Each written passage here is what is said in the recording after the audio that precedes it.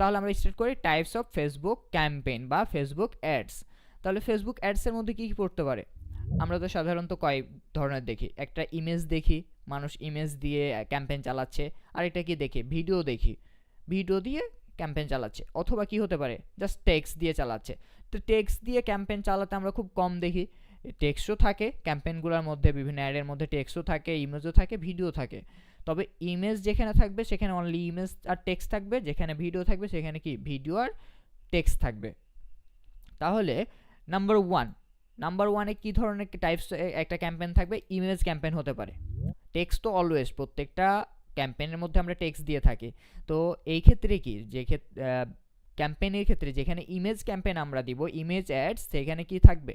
ফেসবুকে এই ধরনের একটা পোস্ট থাকবে যে একটা ইমেজ থাকবে। আমি যদি আপনাদেরকে ক্লিয়ারভাবে এটা প্রপারলি বুঝাই, আচ্ছা আমি এটা ছোট করে ফেলি।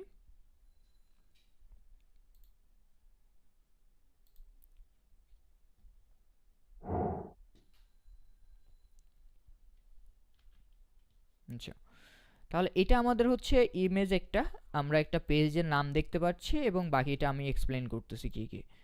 এটা পুরোটা একটা কি ইমেজ অ্যাড। এখানে দুইটা স্ক্রিনশট আছে।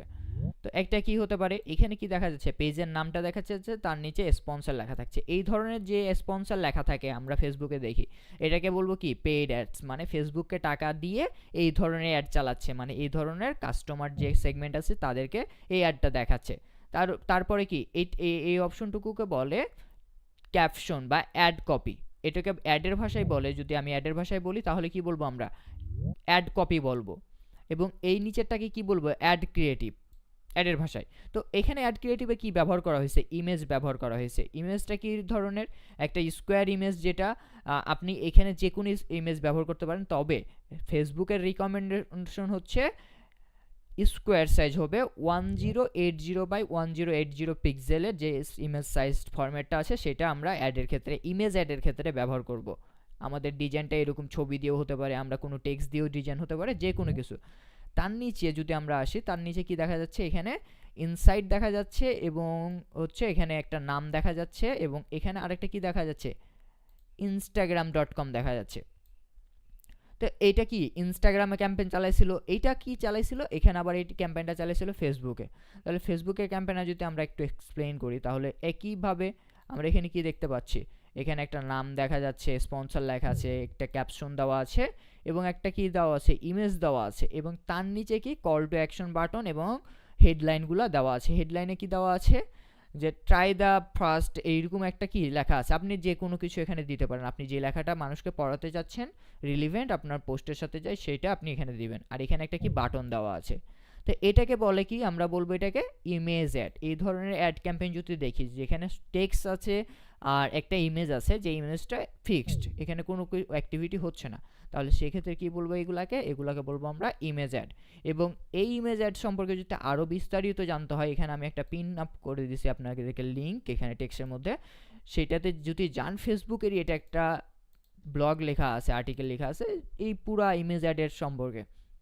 সাইজ কত হবে, কোথায় কখন কি ইমেজ ব্যবহার করলে ভালো হয়, ইমেজ অ্যাডের ক্ষেত্রে আপনি কি ধরনের ক্যারেক্টার, কতটা টেক্সট ইমেজে ব্যবহার করতে পারেন, ইত্যাদি ইত্যাদি বিষয় আপনাকে এখানে এক্সপ্লেন করা আছে। তো আপনি কোথায় আসবেন, আপনাকে এই পিডিএফটা দেওয়া হবে, পিডিএফ থেকে আপনি এখানে ক্লিক করে বাকিটা আপনি নিজ দায়িত্বে পড়ে নেবেন। ইমেজ অ্যাডের ক্ষেত্রে আমরা বুঝলাম কি থাকবে, একটা ইমেজ থাকবে, টেক্সট থাকবে, এবং আমাদের পেজ থেকে সেটা ক্যাম্পেইন হিসাবে যাবে, এবং আমরা আমাদের মতো করে কি বাটন দিতে পারি, টেক্সট দিতে পারি। তারপরে নাম্বার 2তে আমরা কি ধরনের ক্যাম্পেইন দেখি, ভিডিও অ্যাডস ক্যাম্পেইন। এই ভিডিও অ্যাডস ক্যাম্পেইন কি হয়, ইমেজের মতোই হবে, সব কিছু একই থাকবে, জাস্ট ইমেজের জায়গাটাতে, ইমেজের ফরম্যাটটাতে কি হবে, জাস্ট বসবে কি আপনার যে ভিডিও কপিটা আছে, ভিডিও অ্যাড ক্রিয়েটিভটা আছে, সেই ভিডিও অ্যাড ক্রিয়েটিভটা বসে যাবে।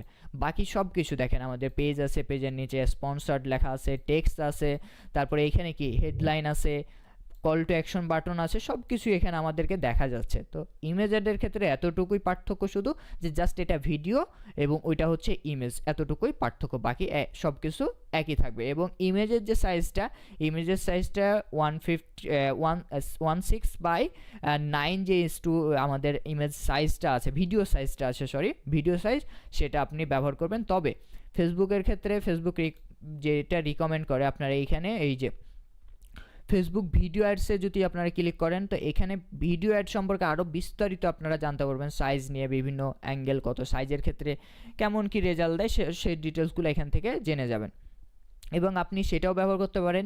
এখন বর্তমানে কোনটা কার্যকরী ভিডিও অ্যাডের ক্ষেত্রে? এখন একটা ভিডিও আসছে শর্ট ভিডিও বলি আমরা, ইউটিউবের ক্ষেত্রে শর্টস, ফেসবুকের ক্ষেত্রে কি রিলস ভিডিও। তো সেই ক্ষেত্রে আমরা দুইটা নতুন ভাষা শিখলাম যে কি ভিডিওর মধ্যে আবার শর্ট ভিডিও, রিলস ভিডিও। তো বর্তমান সময়ে যদি আপনি ফেসবুক, যেহেতু ফেসবুক নিয়ে আলোচনা করছি, ফেসবুকের রিলস নিয়ে আলোচনা করি আমরা। রিলসটা বর্তমান সময়ে যদি আপনি রিলস ব্যবহার করেন তাহলে দেখা যাবে কি তুলনামূলক যে রেজাল্টটা পাচ্ছেন আপনি বেশি পাচ্ছেন। কারণ কি মানুষ এখন রিলস ভিডিওগুলা, শর্ট ভিডিওগুলো বেশি সময় নিয়ে দেখতেছে। তাহলে শর্ট ভিডিওর কত, শর্ট ভিডিওর যে সাইজটা সেটা হচ্ছে কত 9:16। এইটা হচ্ছে কি শর্ট ভিডিওর সাইজ।